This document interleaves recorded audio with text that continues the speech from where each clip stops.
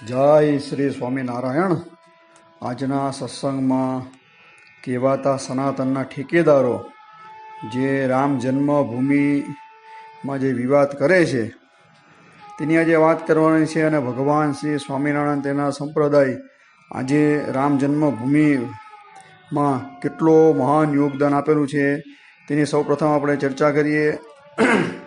રામ જન્મભૂમિમાં આજે કેટલા વર્ષોથી આપણે જેની રાહ જોતા હતા એવા ભગવાન શ્રી રામચંદ્રજીનો મંદિરનું નિર્માણ કાર્ય લગભગ પૂર્ણ થવા આવ્યું છે અને તેની અંદર આવનાર દિવસોની અંદર રામલલ્લાનો ત્યાં પ્રતિષ્ઠા મહોત્સવ ધામધૂમથી ઉજવાશે અયોધ્યાની અંદર।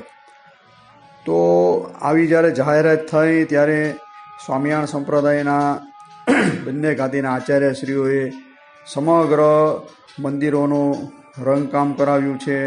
રંગકામ કરવાનું કામ બરાબર લગભગ પૂર્ણતાને આરે આવી રહ્યું છે। ત્યાં દીપ પ્રાગટ્ય કરવાનો છે। તદુપરાંત ભગવાન શ્રી રામચંદ્રજીની ધૂન તેમજ જે તન મન અને ધનથી ભગવાન શ્રી રામચંદ્રજીની જન્મભૂમિની અંદર જે મંદિર કાર્ય માટે જે સહાયતા જોઈએ તે સમગ્ર સ્વામિનારાયણ સંપ્રદાયે પૂરી કરી છે। આ વાક્ય અમારા નથી, બરાબર રામ જન્મભૂમિના અધ્યક્ષ મહંત જે સાધુ મહાત્મા તેઓએ કીધું કે સ્વામિનારાયણ સંપ્રદાયના અનુયાયીઓએ સ્પષ્ટ રીતે એવું કીધું કે અમારા ભગવાન સ્વામિનારાયણ કરતાં પણ ભવ્યથી ભવ્ય અહીં રામ જન્મભૂમિની અંદર મોટું મંદિરનું કાર્ય નિર્માણ થાય તે માટે જે પણ અહીં કે સહાય જોઈતી હશે તે તન મન અને ધનથી સ્વામિનારાયણ સંપ્રદાય આપશે।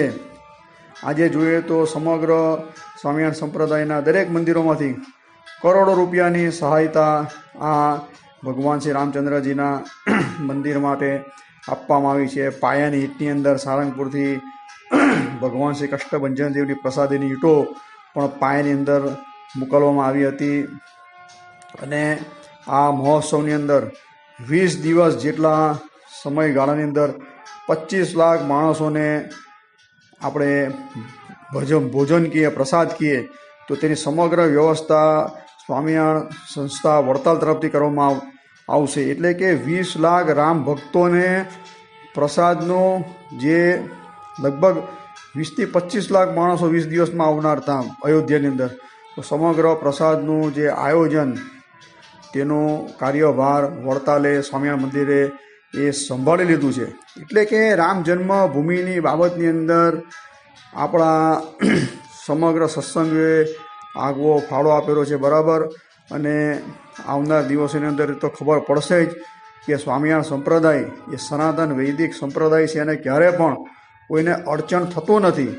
જ્યારે બની બેઠેલા સંપ્રદાય એટલે કે સનાતનના ઠેકેદારો સ્વામિનારાયણ સંપ્રદાય ઉપર જે પ્રહાર કરતા હતા, આક્ષેપ કરતા હતા, તેમાં મુખ્યત્વે જોઈએ તો આ જગતગુરુ બની બેઠેલા જગતગુરુ શંકરાચાર્ય અને બીજા જે કહેવાતા રામાનંદીઓ તેઓના વિવાદની કોઈ સીમા નથી। લગભગ કહેવાતા 500 વર્ષના સંઘર્ષ બાદ અત્યારે ત્યાં મંદિરનું નિર્માણ કાર્ય થયું છે।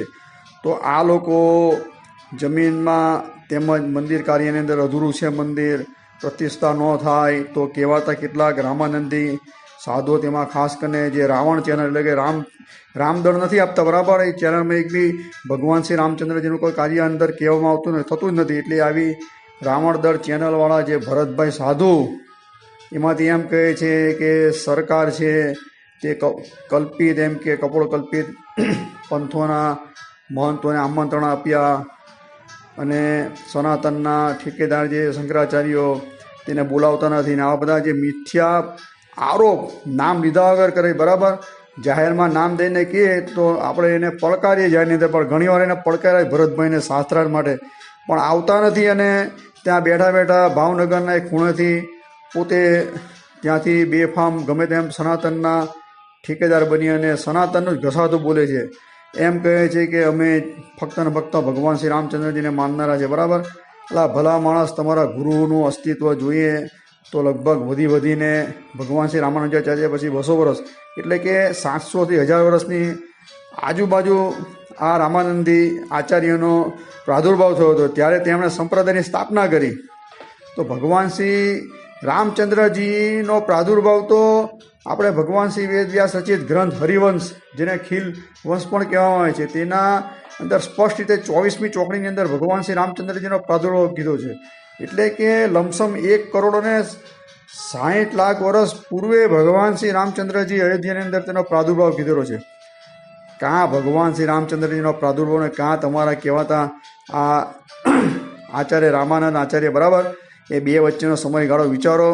તમે કઈ રીતે એમ કહો છો કે આ ભગવાન શ્રી રામ છે તે અમારા છે? ભગવાનના નામ ઉપર ખોટા વેપલા બંધ કરો, બરાબર, ધંધા બંધ કરો. ભગવાન શ્રી રામ બધાના છે અને દરેક સંપ્રદાયોએ, સ્વામિનારાયણ સંપ્રદાય હોય, પછી રામાનંદી સંપ્રદાય કે શંકરાચાર્ય હોય, વલ્લભ સંપ્રદાય હોય, માધવી સંપ્રદાય, ઇસ્કોનવાળા હોય, બીજા કોઈ પણ શિવ સંપ્રદાયવાળા હોય, કોઈ પણ સંપ્રદાય હોય, દરેકે આ અયોધ્યાની અંદર નિર્માણ થયેલ રામ મંદિરની અંદર પોતાની શક્તિ પ્રમાણે તન મન અને ધનથી સહાય કરેલી છે. ને આ કોઈ પણ સંપ્રદાય પૂરતું મંદિર છે જ નહીં. સમગ્ર હિન્દુ કહીએ તો આપણે જોઈએ તો કાશીમાં કાશી વિશ્વનાથ, કે આ અયોધ્યાની અંદર ભગવાન શ્રી રામચંદ્રજીનું મંદિર, કે ભગવાન શ્રી કૃષ્ણ ભગવાનનું જે મંદિર મથુરાની અંદર, એ મંદિર તો સમગ્ર સંપ્રદાયવાળાનું જ છે. કોઈ એક સંપ્રદાય પૂરતું નથી. ભગવાન કોઈ એક સંપ્રદાયના છે જ નહીં.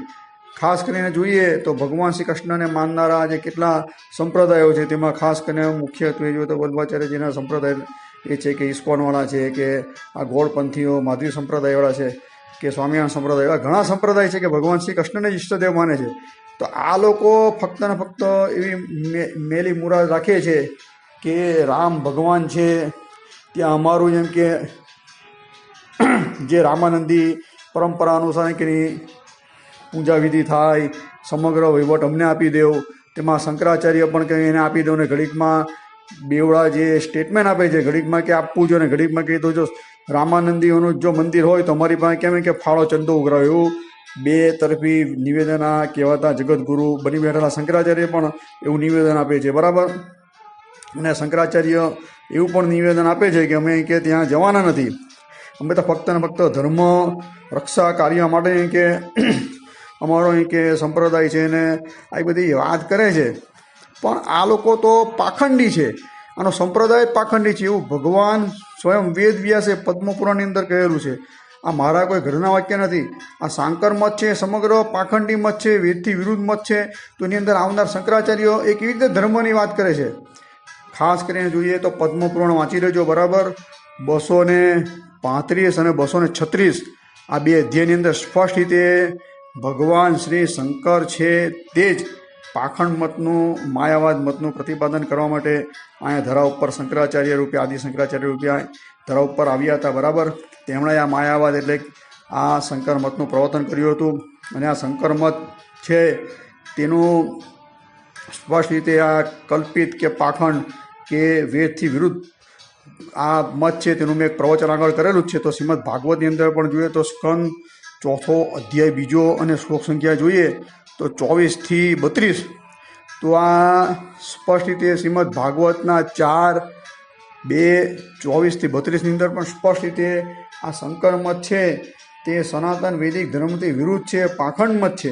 તો આ પાખંડીઓ કેવી રીતે ભેગા થઈને એમ કહે છે કે આ મંદિરની અંદર જે કાર્ય થઈ રહ્યું તે વેદથી વિરુદ્ધ છે ને ધર્મથી વિરુદ્ધ છે ને ફલાણું ને ઢીકણું, બરાબર.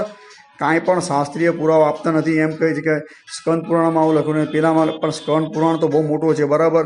એની અંદર કયા સ્કંદની અંદર કયો હું અધ્યાય, કયા શ્લોક, બધી સમગ્ર વિસ્તારથી ચર્ચા કરો. જાહેરની અંદર આવીને ખોટા વિવાદ ન કરો. એટલે આ રામાનંદીઓ અને ખાસ કરીને આ શંકરાચાર્યો, બરાબર, સાંકરમતવાળા, એ બે મળીને આ રામ જન્મભૂમિની અંદર મોટો વિવાદ અડાવે છે. તેમાં ગુજરાતની વાત કરું, બરાબર, રામાનંદની અંદર.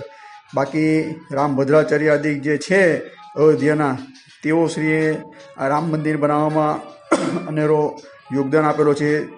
અને ઘણા એવા રામાનંદીઓ છે તેની અંદર પોતે ઘણું પોતાનું યોગદાન આપેલું. તેને અમે વાત નથી કરતા, પણ જે અત્યારના હાલના કહેવાતા ભરત સાધુ જેવા જે આ લોકો અંદર રોડા નાખી અને આ જે સમગ્ર ભારતને ગર્વ લેવાની જરૂર છે તેની જગ્યાએ સોશિયલ મીડિયાની અંદર આવી અને આવા ખોટા નિવેદન કરી સમગ્ર ભારત વર્ષને આ લોકો બદનામ કરી રહ્યા છે.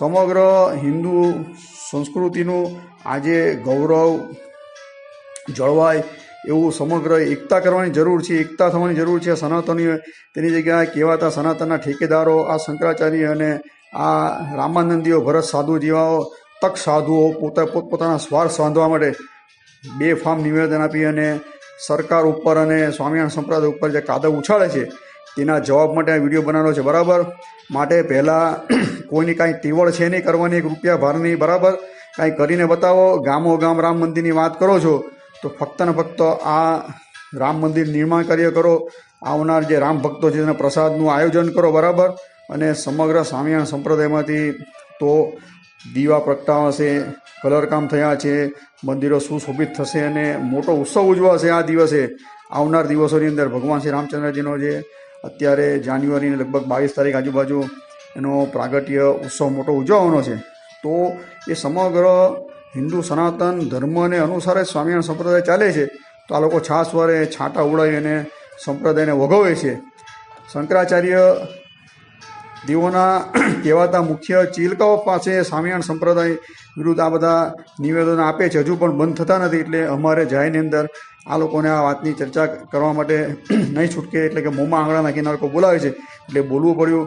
માટે સનાતન ધર્મ સમગ્ર હિન્દુ જો એક થઈ જાય, આ કહેવાતા જે શંકરાચાર્ય હું કે આ રામાનંદીઓ તક સાધુઓ કહેવાતા આ બધા એક થઈને આવનાર દિવસોની અંદર એક થઈ અને ભવ્યથી ભવ્ય રીતે અયોધ્યાની અંદર રામ જન્મોત્સવ ઉજવે તો ભારતમાં ભગવાન શ્રી રામચંદ્રજીનો જય જયકાર થાય, રામ રાજ્યની સ્થાપના થાય. એ નિર્વાદ બાબત છે.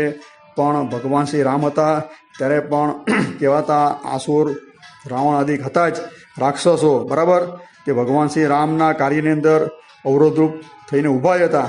એટલે આવા તો અવરોધરૂપ થશે, પણ ભગવાન શ્રી રામ જ્યાં હોય છે, જ્યાં હનુમાનજી હોય છે, હનુમાનજી મહારાજ, બરાબર, જ્યાં ભગવાન સાથે આવનાર લક્ષ્મણજી, જગતજનની માં સીતાજી આદિ હોય છે, ત્યાં આવા કોઈના પણ કહેવાતા આસુરી જીવના કાંઈ પણ વલખા મારે તે કાંઈ ચાલવાના નથી. બરાબર, ભગવાન શ્રી રામચંદ્રજી સ્વયં સિદ્ધ પુરુષોત્તમ નારાયણ છે, મર્યાદા પુરુષોત્તમ નારાયણ છે, બરાબર.